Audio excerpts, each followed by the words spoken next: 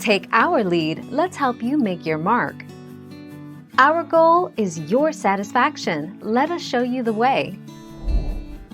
Usage. A spyglass being used to zoom in on a block of gold starting from normal FOV, 70 degrees.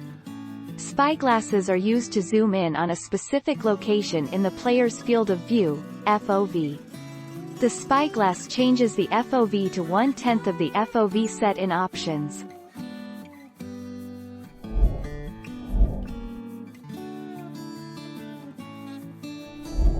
Make your mark, take our lead. A spyglass is simply a small telescope.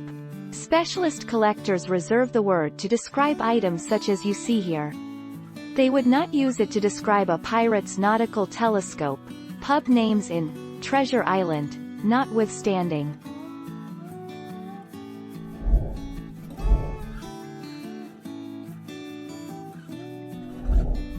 Take our lead. The spyglass item has been added to game, and can be crafted with copper ingots and an amethyst shard. Camera movement when looking through a spyglass is slowed to make it more comfortable to use. This is adjustable using the spyglass damping slider in settings. Thank you for watching. Please subscribe and hit the bell notification.